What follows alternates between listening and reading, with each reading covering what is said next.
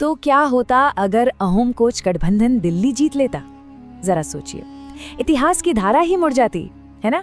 मतलब सिर्फ एक फैसला जो 1562 में लिया गया होता, वो हिंदुस्तान की पूरी तकदीर को हमेशा के लिए बदल सकता था। तो चलिए आज हम एक ऐसी ही काल्पनिक दुनिया की सैर करते हैं और देखते हैं कि क्या कुछ हो सकता था। लेकिन क्या होता अगर भारत की तकदीर का फैसला पश्चिम में नहीं बल्कि पूरब के घने जंगलों में हुआ होता?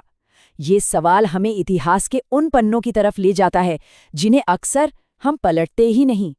तो चलिए कहानी की शुरुआत करते हैं। साल है 1562 और उस वक्त के मंच पर दो ऐसे कट्टर दुश्मन आमने सामने खड़े थे जिनका नाम था अहोम और कोच साम्राज्य। ये दोनों साम्राज्य समझिए एक दूसरे की परछाई जैसे थे, लेकिन इनकी ताकतें एकदम अलग थीं। एक तरफ थे अहोम जो नदियों के बेताज बादशाह थे। उनकी पाइक पैदल सेना को कोई हरा नहीं सकता था और वो गढ़ बनाने में माहिर थे। तो दूसरी तरफ थे कोच, जमीन के स्वामी। उनकी घुड़सवार सेना बिजली की तरह तेज थी और उसे लीड कर रहे थे महान जनरल चिलाराय। सोचिए, दशकों तक ये दोनों एक दूसरे से लड़ते रहे, एक दूसरे का खून बहाते रहे। और हमारे असली इतिहास में हुआ भी यही, एक ऐसा भयानक युद्ध जिसने इन दोनों महान ताकतों को अंदर से खोखला कर दिया। अहोम और कोच साम्राज्य दिल्ली सल्तनत को बार बार हरा तो रहे थे पर थक चुके थे। पर हमारी इस काल्पनिक समय रेखा में उन्होंने एक बिल्कुल ही अलग रास्ता चुना। कल्पना कीजिए, युद्ध की जगह मानस नदी के किनारे स्वर्गदेव सुखाम्फा और राजा नर नारायण की एक मुलाकात होती है। और उस मुलाकात में उन्हें ये एहसास होता है कि उनकी ये जो आपसी लड़ाई है ना, इसका फायदा तो सिर्फ पश्चिम में बैठे उनके दुश्मनों को हो रहा था, जो उस वक्त दिल्ली से हिंदुस्तान पर हुकूमत कर रहे थे। और बस इसी एक एहसास से जन्म हो सकता था पूर्व की लोहे की दीवार का।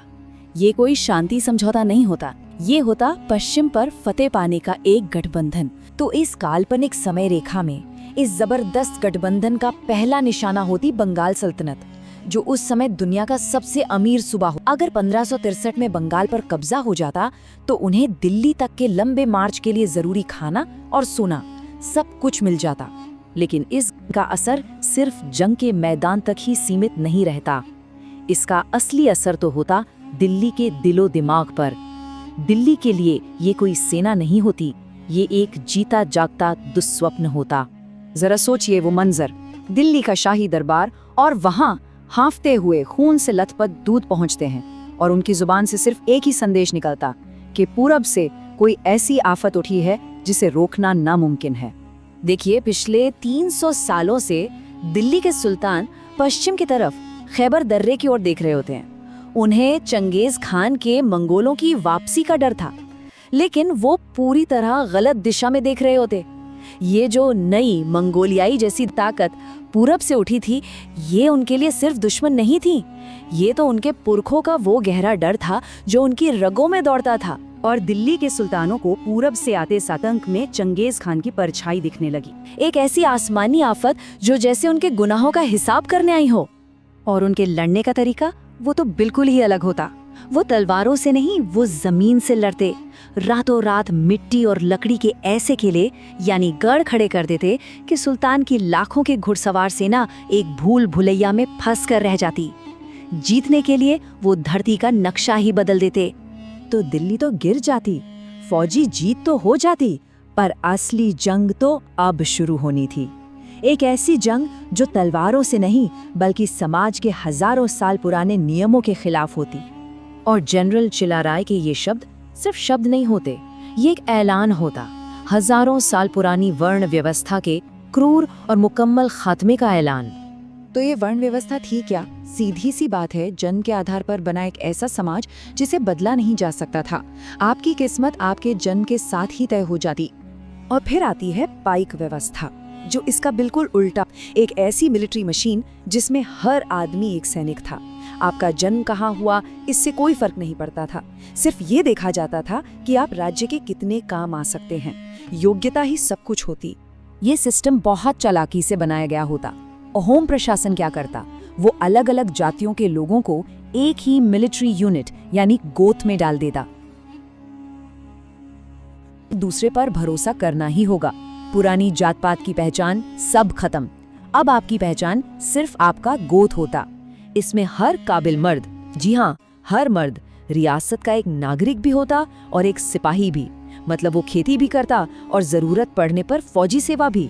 दोनों भूमिकाएं एक साथ निभाता। यहाँ पैसों का कोई टैक्स नहीं था, बल्कि आपकी शारीरिक मेहनत ही आपका टैक्स थी। राज्य 4 वयस्क पुरुषों का एक ग्रुप बनाता था जिसे गोट कहते थे और बदले में उन्हें खेती के लिए मुफ्त जमीन देता था। शर्त बस इतनी थी कि इन 4 में से एक व्यक्ति को साल के 3 महीने राज्य के लिए सेना में अपनी ड्यूटी देनी होगी। जब वह आदमी बॉर्डर पर होता तो बाकी 3 लोग गांव में रहकर उसकी जमीन पर खेती करते। जाहिर है इस मंजरनामे में दिल्ली से भागते हुए अमीर पश्चिम से मदद मांगते और नतीजा सफवी, उज़्बेक और अफगान सेनाएं मिलकर हिंदुस्तान पर चढ़ाई कर सकती थीं। लेकिन ये नया गठबंधन खतरे का इंतजार नहीं करता, बल्कि आगे बढ़कर खैबर दर्रे पर ही उसका सामना करता। उनकी रणनीति पुराने तरीकों से बिल्कुल अलग होती। पानीपत के मैदानों में दुश्मन का इंतजार करने के बजाय वे खैबर दर्रे पर ही ताला लगा देते। पत्थर के नाजुक किले बनाने के बजाय वो मिट्टी के ऐसे मजबूत गढ़ बनाते जो तोप के गोलों को भी आसानी से सोख सकते थे। लड़ाई दुश्मन के इलाके में जाकर लड़ी जाती। और ये रणनीति सिर्फ जमीन तक ही सीमित नहीं रहती। एक तरफ अहोम की नौसेना हिंद महासागर पर राज करती तो दूसरी तरफ कोच की घुड़सवार सेना सिल्क रोड को अपने कब्जे में ले लेती। ये आर्थिक दबदबे के लिए एक दोहरी रणनीति होती, जिससे हिंदुस्तान दुनिया की दौलत का एक ऐसा केंद्र बन जाता जहां पैसा आता तो पर बाहर नहीं जा पाता। पाइक सिस्टम के नए टाइटल्स ने जाति धर्म का भेद मिटा दिया होता। असम के बाघ हजारिका, इस्माइल सिद्दीकी की तरह कोई राजपूत या मुस्लिम अब्दाली से नहीं जुड़ता, बल्कि पूरा एकजुट भारत दुर्रानी साम्राज्य से टकराता। तो पश्चिम अपना सबसे बड़ा, सबसे घातक हथियार लेकर आता, विशालकाय तोपें। ऐसी तोपें जो बड़े से बड़े किलों को मिट्टी में मिला सकती थी। लेकिन पूरब का जवाब क्या होता? बहुत ही साधारण। उनके मिट्टी के बने गढ़ तोप के गोलों को किसी स्पंज की तरह सोख लेते। और यहीं पाइक सिस्टम का असली जादू देखने को मिलता। देखिए, हमलावर गठबंधन की सेना को लड़ने के लिए पैसा चाहिए था, रसद चाहिए थी, उनके खजाने खाली हो रहे होते। पर अहोम कोच सेना वो तो लगभग फ्री में लड़ रही होती, क्योंकि हर सैनिक एक किसान भी था। जब लड़ाई नहीं तो खेती, रसद की कोई कमी ही नहीं होती। अब कहानी में कई 100 साल आगे चलते हैं। एक नया दुश्मन दस्तक देता है। इस बार घोड़ों पर नहीं, बल्कि समंदर के रास्ते, यूरोपीय ताकतें। लेकिन यहाँ अंग्रेजों की फूट डालो और राज करो वाली नीति पूरी तरह फेल हो जाती। क्यों? क्योंकि इस काल्पनिक हकीकत में उनका सामना एक एकजुट वफादार फौजी रियासत से होता, जिसमें फायदा उठाने के लिए कोई सामाजिक बंटवारा होता ही नहीं। यहाँ जाति की जगह फौजी एकता ने ले ली होती। कोई आपस में लड़ने वाले राजे रजवाड़े नहीं होते, ना ही कोई ऐसी दबी कुचली जातियां होती जिन्हें एक दूसरे के खिलाफ भड़काया जा सके। तो उनकी अगली चाल, अमीरों को रिश्वत दो और स्थानीय सिपाहियों को भर्ती करो, ये भी नाकाम हो जाता, क्योंकि रिश्वत देने के लिए कोई अमीर ही नहीं होते और हर नागरिक तो पहले से ही जमीन का मालिक और रियासत का एक वफादार सिपाही होता। विदेशियों का साथ देने से उन्हें कुछ भी हासिल नहीं होता, बल्कि अपना सब कुछ खोने का ही खतरा होता। तो इसका अंतिम नतीजा क्या होता? भारत कभी गुलाम नहीं बनता, बल्कि वो एक संप्रभु महाशक्ति बना रहता। और दुनिया की फैक्ट्री वो इंग्लैंड में नहीं, बल्कि यहीं दिल्ली और गुवाहाटी में होती, वो भी तय समय से सदियों पहले। तो जरा सोचिए, एक ऐसा भारत जिस पर कभी किसी ने राज नहीं किया, वो दुनिया आज कैसी दिखती? ये एक ऐसा सवाल है जिसका जवाब इतिहास में नहीं, हमारी कल्पना में है।